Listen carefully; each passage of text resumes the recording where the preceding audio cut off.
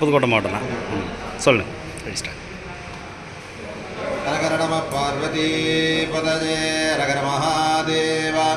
என்னாருடேஸ்வனே போற்றி, எந்நாட்டவற்றும் விரைவா போற்றி. மடல்விரி கொன்றையன் மாயன் படைத்த உடலும் உயிரும் உருவம் தொழாமல் இடர்படும் தேழா நரைகள் கிடப்பர் குடர்படும் வெந்தமர் கூப்பிடுமாறே. நமது புதுக்கோட்டை மாவட்டத்திலே நகரத்தாருடைய திருப்பணிகளில் ஒன்றாக இருக்கக்கூடியது அரிமளம் சொல்லக்கூடிய இந்த கிராமம். இந்த அரிமளம் கிராமத்திலே மீனாட்சி சுந்தரேஸ்வரராக சிவபெருமான் அருள்பாலித்து வருகின்றார். இந்த ஆலயத்தில் வருகின்ற 26ஆம் ஆண்டு ஒரு பெரிய யாகமானது சிறப்பான முறையிலே நடைபெற இருக்கின்றது. சிவன் என சொல்லக்கூடிய தெய்வமானது அபிஷேகத்திற்கு மிகவும் பிரியமான தெய்வம். அபிஷேக பிரிய சிவஹா என்று கூறப்பட்டுள்ளது. அதோடு மட்டுமில்லாமல் ஒவ்வொரு தெய்வங்களுக்கு ஒவ்வொரு விதமான பிரியங்கிறது இருக்கும். அதில் நமஸ்கார பிரியோ பாஸ்கரஹா அப்படின்னு பேர். சூரிய பகவானுக்கு நிறையா நமஸ்காரங்கள் செய்தால் பிடிக்கும்.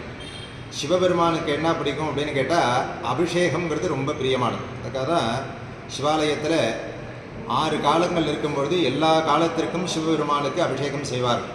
அபிஷேகமானது ஆகமத்தில் பலவிதமாக கூறப்பட்டுள்ளது.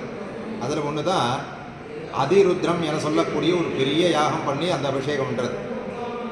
சிவருத்ர சமோ சிவ யாக சம, அதாவது சிவதர்ம சமோதர்மஹா நாஸ்தியத்திர புவனத்ரயி அப்படின்னு சிவதர்மம் நமக்கு கூறுறது. சிவபெருமானுக்கு ஒரே ஒரு வில்வத்தை கொண்டு இறைவனுக்கு சமர்ப்பணம் செய்து அதுவே பெரிய யாகமாக கூறப்பட்டுள்ளது.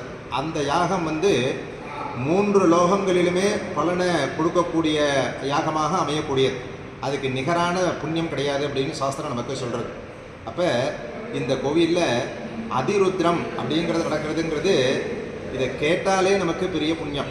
கலந்துக்கிறதுங்கிறது அப்புறம் இருந்தால் கூட அதிருத்ரம்ங்கிற யாகத்தை கேட்டாலே பெரிய புண்ணியம். காரணம் என்னென்னா இந்த ஸ்ரீருத்ரம் அப்படிங்கிற பெரிய மகாமந்திரம். இன்றைக்கி இந்த பிராயச்சித்த விதி அப்படிங்கிறது, அதாவது சாந்தி குசுமாகரம்னு பேர். அந்த சாந்தி குசுமாகரங்கிற நூலில் பெரிய பிராயச்சித்தமாக சொல்லியிருக்கிறது ஸ்ரீருத்ரம், ருத்ராபிஷேகம் தான் சுவாமி. சாதாரணமாக உச்சிகாலத்தில் நகரத்தாருடைய கோயிலில் ருத்ரம் பாராயணம் பண்ணி தான் உச்சிகால அபிஷேகங்கிறது நடக்கும். அது இன்றைக்கும் நகரத்தாருடைய ஆலயங்கள் நடந்துட்டுருக்கு. அத்தியான பட்டருங்கிற போஸ்ட்டில் வச்சு அவங்கள இந்த ருத்ர பாராயணம் செய்ய வைப்பாங்க. ஆனால் நம்ம அரிமளம் சிவாலயத்தில் இந்த சிவபெருமானுக்கு பிடித்த பெரிய மகாமந்திரம் இந்த ஸ்ரீருத்ரம்னு பேர். இதனுடைய பெருமையை ருத்ர யாமலத்தில், பத்மபுராணத்தில் இதிலெல்லாம் நிறையா சொல்லியிருக்கு. ருத்ராத்யாகி வசேத்யத்ர கிராமேவா நகரே பிவா நபவேத்து தத்ர தாரித்ரியம் ஆதயா வியாத்தயஸ்ததா அப்படின்னு இதுக்கு பெருமை. அதாவது ருத்ராத்யாகி வசேத்து, ருத்ரன் படித்தவன் எந்த இடத்தில் இருக்கின்றானோ அது கிராமேவா நகரே பிவா, அது நகரமாக இருந்தாலும் சரி கிராமமாக இருந்தாலும் சரி, ந பவேத்து, அந்த இடத்துல பயங்கிறதே கிடையாது.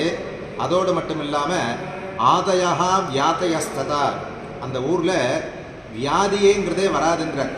ஆதி வியாதின்னு பேர். அதாவது வியாதிங்கிறது உடலுக்கு வரக்கூடியது, ஆதிங்கிறது உயிருக்கு வரக்கூடியது. அந்த ஸ்ரீருத்ர பாராயணம் பண்ணும்பொழுது ஆதி வியாதி ரெண்டுமே நமக்கு நிவர்த்தியாகி நல்ல பெரிய ஞானத்தை கொடுக்கக்கூடியது. அப்பேற்பட்ட மந்திரம்தான் இந்த ஸ்ரீருத்ரம்னு பேர்.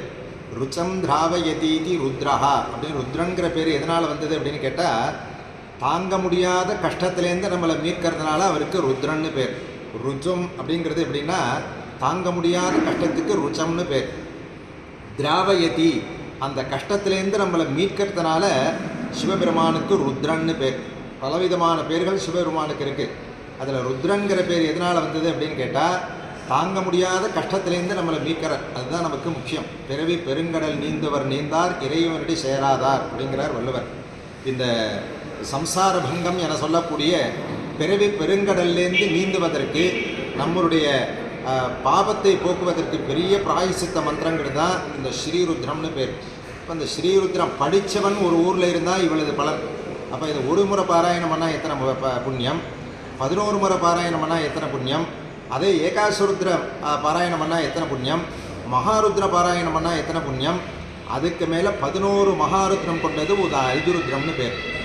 11 ஏகாதசி ருத்ராபிஷேகம் கொண்டது ஒரு மகாருத்ரம். அந்த 11 மகாருத்ரம் கொண்டது தான் ஒரு அதிருத்ரம். இது கேட்குறதுக்கே நமக்கு இந்த ஜென்மாவில் புண்ணியம் பண்ணியிருந்தால் மட்டும்தான் இதை பார்க்க முடியும். பணம் இருக்குது, நம்ம இதில் கலந்துக்கிறோம், இந்த யாகத்தில் போய் நம்ம கலந்துக்கிறோம் நம்ம நினைக்கிறோம். போக்குவாய் என்னை புகுவைப்பாய் நின் தொழும்பில் அப்படிங்கிறார் மணிவாசகர். சிறைவனை பெரிய யாகத்தில் நம்ம கலந்துக்கணும்னு சொன்னால் மீனாட்சி சுந்தரேஸ்வரர் நினச்சா தான் இந்த யாகத்தில் நம்மளால் கலந்துக்க முடியும். அப்பேற்பட்ட பெரிய புண்ணியம் இந்த ஸ்ரீருத்ரம்ங்கிறது.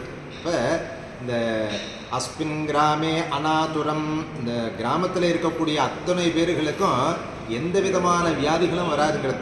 மானோ மகாந்த முதமானோ அர்பகம் மானபுக்ஷந்த புதமானபுக்ஷிதம் மானோவதே பிதரம் மோத மாதரம் பிரியாமானஸ்தனவோ ருத்ரரீரிஷா அப்படின்னு இந்த ருத்ரத்தில் வரும். என்ன பொருள்னு கேட்டால், வயிற்றில் இருக்கக்கூடிய சிசு, அதே போன்று இளைஞர்கள், அதே போன்று ஆடவர்கள், அதே போன்று பெண்கள், அதே போன்று நம்மளுடைய குடும்பத்தில் இருக்கிறவர்கள் அத்துணை பேருக்கும் துன்பத்தை கொடுக்காதே, எங்களுக்கு நல்லத்தை கொடு அப்படின்னு சொல்லி இந்த ஸ்ரீருத்ரத்தில் வருது. அப்போ ருத்ரன் என சொல்லக்கூடிய தெய்வம் எல்லாவற்றுக்கும் மேலாக இருக்கக்கூடிய இறைவன். இதை மணிவாசக பெருமான் சேர்ந்தறியா கையானேங்கிறார். சிவபெருமான் உலகத்தில் கும்பிட்ட கோலத்தில் எங்கேயுமே கிடையாது. எந்த இடத்துக்கு போனாலும் இப்போ நான் நரசிம்ம ஜெயந்தி, ராம ஜெயந்தி, விஷ்ணு ஜெயந்தி இப்படிலாம் நிறையா சொல்கிறோம். சிவ ஜெயந்திங்கிறது கிடையாது உலகத்தில்.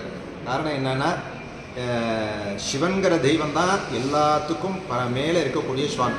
அப்போ வேதமே அதை சொல்கிறது. எஸ்டேக ஏக ருத்ரஹா நத்விதீயாய அப்படின்னு இந்த ஸ்ரீருத்ரத்தில் மகன்யாசங்கிறத பாராயணம் பண்ணுவோம். அந்த மகன்யாசத்தை வரும்பொழுது ருத்ரன் ஒருவனே, இரண்டாவது கிடையாதுன்னே ருத்ரன் சொல்கிறது. அப்போ இன்னொரு இடத்துல சொல்லும்பொழுது பிரதமோ தேவ்யோ பிஷகு, இது ருத்ரத்திலே வருது. அப்போ பிரதமோ பிரதேவியா தேவகா அப்படின்னு சொன்னால் சிவபெருமான் தான் முதல் தெய்வம்னு இன்னொரு இடத்துல சொல்கிறது.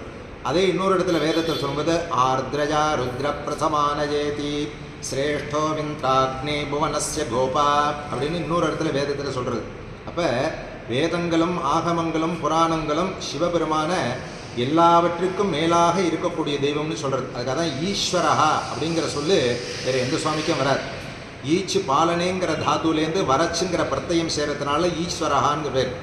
எப்பொழுதும் நம்மளை பாதுகாக்கக்கூடியவர் யாருன்னு கேட்டால் சிவபெருமான். ஆதி கர்த்தா கவிம் சாட்சாத்து சூலபாணி ரிதி ஸ்ருதேகே அப்படின்னு பத்மபுராணத்தில் நமக்கு சொல்கிறது. அப்போ எல்லாவற்றுக்கும் மேலாக இருக்கக்கூடிய தெய்வம் அந்த ருத்ர பகவான். அந்த ருத்ரனத்துக்கு எல்லா மந்திரத்தை காட்டிலும் பெரிய மகாமந்திரம் தனிச்சிறப்பு ஸ்ரீருத்ரம் அப்படிங்கிற பெரிய மகாமந்திரம். அதில் வரத்துக்கு இன்னொரு தனிச்சிறப்பு, சிவபெருமானுடைய பஞ்சாட்சரம் வரக்கூடிய நமசிவாயங்கிறது இந்த ஸ்ரீருத்ரத்தில் வருது. அந்த ஸ்ரீருத்ரத்தில் அதுதான் அந்த வேதத்துக்கு தனிச்சிறப்பு.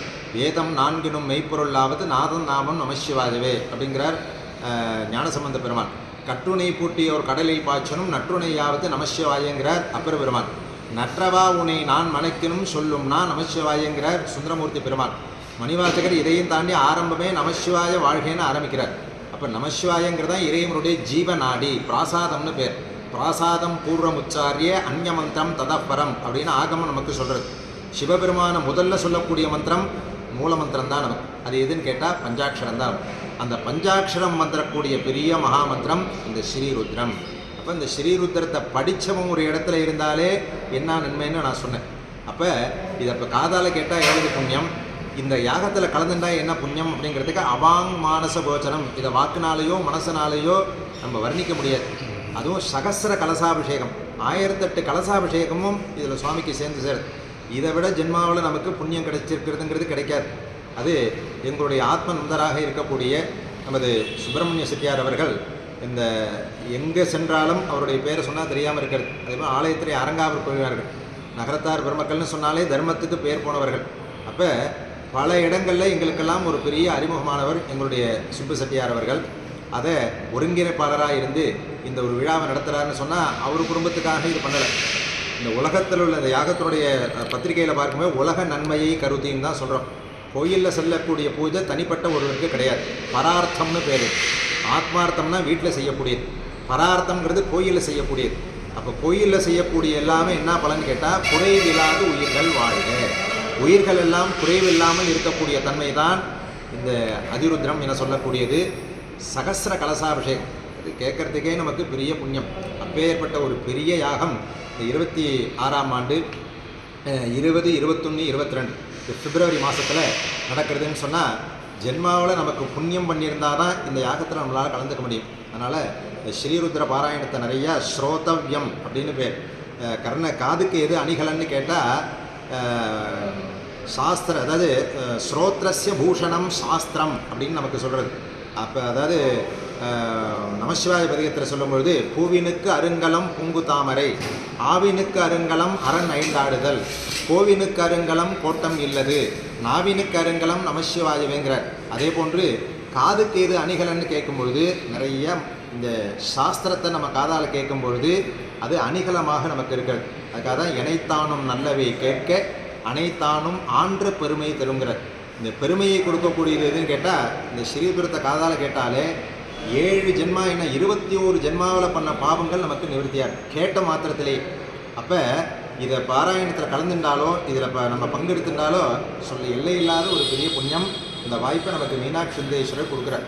அப்போ இந்த மீனாட்சி சுந்தரேஸ்வரர் இந்த இடத்த சாநித்தியமாக இருக்கக்கூடிய ஒரு பெரிய தன்மையினால் இது நமக்கு கிடைச்சிருக்கு. அப்பேற்பட்ட இந்த யாகத்தில் எல்லோரும் கலந்து கொண்டு உலகத்தில் எல்லோருக்கும் நல்லொழுக்கம் ஏற்படும். அதுக்காக தான் இந்த யாகம் பண்ணுறது. நன்றிக்கு வித்தாகும் நல்லொழுக்கம் தீயொழுக்கம் என்றும் இடும்பை தருங்கிற தீயொழுக்கத்தினால்தான் நமக்கு கெடுதல் வருது. அந்த தீயொழுக்கத்தை அகற்றுறது எது? ஊனப்பேர் உதிய வைத்தார், ஓதியை உணர வைத்தார், ஞானப்பேர் நவில வைத்தார், ஞானமும் நடுவும் வைத்தார்ங்கிறார் அப்பர் பெருமான். இந்த ஞானப்பேர் நவில வைத்தார்ங்கிறது சொன்னால் இந்த மந்திரத்தை கேட்கறது, மந்திரத்தை சொல்கிறதுனால தான் நமக்கு ஞானங்கள் ஏற்படும். ஞானம் ஏற்பட்டு தான் நமக்கு கெடுதல் பண்ண மாட்டோம். அப்போ ஞானத்தை கொடுக்கக்கூடிய யாகம்தான் இப்போ ஏற்பட்ட யாகம். அந்த யாகத்தை எங்களுடைய ஆத்மநந்தராக இருக்கக்கூடிய திரு சுப்பசெட்டியார் அவர்களும் ஆலயத்துடைய அரங்காவல் குழுவினர்களும் எல்லோருக்கும் இந்த நல்லார் ஒருவர் உளரே அவர் பொருட்டு எல்லோருக்கும் பெய்யும் மழை என்கின்ற வகையிலே அவர்கள் தனிப்பட்ட முறையிலேயே செய்யலாம். இருந்தாலும் எல்லோருக்கும் இந்த பங்கு கிடைக்கணும் அப்படிங்கிறது ஒரு பெரிய எண்ணத்தோடு கூட அத்துணை பேரையும் அனுசரித்து இந்த ஒரு பெரிய யாகத்தை செய்ய இருக்கின்றார்கள். இதில் எல்லோரும் வந்து வாழ்க்கையில் நமக்கு ஜென்மாவில் கிடைச்ச பெரிய புண்ணியம் இருந்தால் இந்த யாகத்தில் நம்ம கலந்துக்கலாம். சிவபெருமானுடைய அனுகிரகம் வேணும்னாலே சிவன் இருந்தால் தான் முடியும். சிவன் அவன் என் சிந்தையில் நின்ற அதனால் அவன் அருளாலே அவன் தாள் வணங்குங்கிறார்.